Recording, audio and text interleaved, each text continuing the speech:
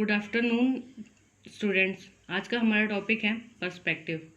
क्या है ये पर्सपेक्टिव और इसका क्या उपयोग है हमारी ड्राइंग में। तो बच्चों, पर्सपेक्टिव के थ्रू हम किसी सपाट छवि या जैसे कि ड्राइंग या पेंटिंग को हम 3 आयामी या 3D की भावना दे सकते हैं। तो सबसे पहले हम पर्सपेक्टिव की परिभाषा लिखेंगे।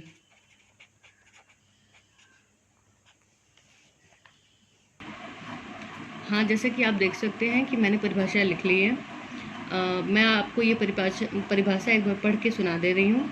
परिप्रेक्ष्य वह है जो एक सपाट छवि जैसे कि ड्राइंग या पेंटिंग के रूप में 3 आयामी या 3D भावना देता है। यह एक ऐसी व्यवस्था को दर्शाता है जिसमें वस्तुएं दर्शक से दूर होने के साथ साथ छोटी होती जाती हैं, और यह उन मूल सिद्धांतों में से एक है जो यथार्थवादी तथा विश्वसनीय दृश्य बनाने में सहायता प्रदान करता है। स्टूडेंट्स, जो ये परिभाषा मैंने आपको यहाँ पे लिखवाई है, ये आप अपनी कॉपी के लेफ़्ट साइड में लिखेंगे, और जो मैं इमेज आपको बताऊंगी वो आप अपनी कॉपी के राइट साइड पे बनाएंगे। ये परिभाषा लिखने से पहले या वो ड्राइंग बनाने से पहले आप दोनों साइड 2-2 सेंटीमीटर का गैप छोड़ करके बाउंड्री बना लेंगे, और राइट साइड के पेज पर ऊपर साइड आप जो डेट डालेंगे वो अपने राइट पेज पे ऊपर साइड लेफ़्ट साइड में डेट डालेंगे और राइट साइड में टॉपिक लिखेंगे। बच्चों, अब मैं आपको ये समझा देती हूँ कि परिप्रेक्ष्य होता क्या है और इसका उपयोग ड्राइंग में किस तरीके से किया जाता है। तो जैसे कि आप लोग जानते हो, ड्राइंग का पेज हो या कैनवास हो, यह सब एक आयामी होता है, लेकिन हम परिप्रेक्ष्य या पर्सपेक्टिव का उपयोग करके चित्र को 3D या 3 आयामी बना सकते हैं। जैसे कि हमें किसी मकान को बनाना है, हालांकि मकान में 4 दीवारें होती हैं, हम ड्राइंग के पेज पर चारों दीवारों को एक साथ बनाकर ये नहीं दर्शा सकते कि ये मकान बना है। इसके लिए हमें पर्सपेक्टिव का यूज़ करना पड़ेगा। और अगर जब पर्सपेक्टिव की बात आती है तो मेनली रेखाओं की बात होती है, और रेखाओं के कोई भी ड्राइंग हो वो हम रेखाओं से ही कंप्लीट करते हैं। ठीक है। रेखीय परिप्रेक्ष्य का आरंभ पुनर्जागरण काल में इटली से माना जाता है,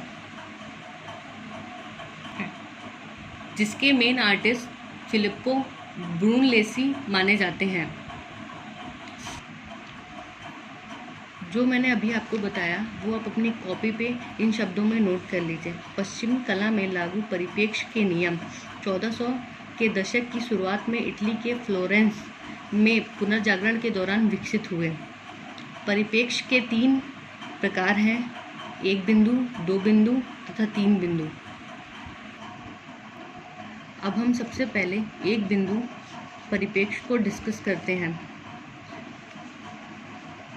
इसके लिए सबसे पहले आप एक सीधी लाइन खींचेंगे, फिर इसको लगभग सेंटर चुनेंगे इसका, और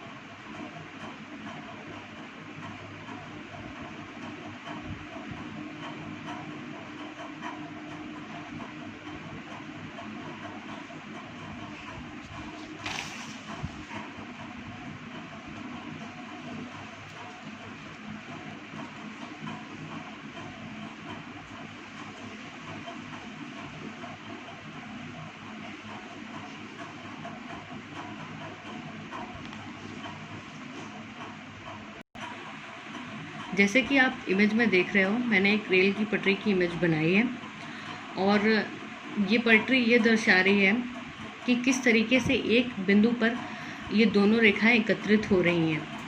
हालांकि आप जानते हो कि रेल की पटरियां समानांतर होती हैं, जो समानांतर का मतलब जो दो लाइनें जो लगभग समान आगे तक चलती रहती हैं वो कभी आपस में मिलती नहीं हैं, लेकिन इसमें आगे जाकर के मिलती हुई दिख रही हैं।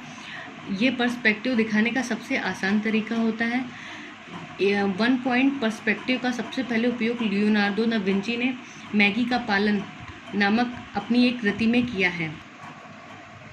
स्टूडेंट्स, मैंने आपको ये 1 पॉइंट पर्सपेक्टिव एक्सप्लेन किया है। अगर आपको कुछ कन्फ्यूज़न हो तो आप मुझे पर्सनली पूछ सकते हो, मैं आपको और अच्छे से एक्सप्लेन कर दूंगी। और जो 2 बिंदु परिप्रेक्ष और 3 बिंदु परिप्रेक्ष बचा है वो मैं नेक्स्ट वीडियो में आपसे शेयर करूंगी। अगर कोई भी आपको प्रॉब्लम हो तो आप मुझे बताइए, आप मुझे मैसेज कर सकते हो।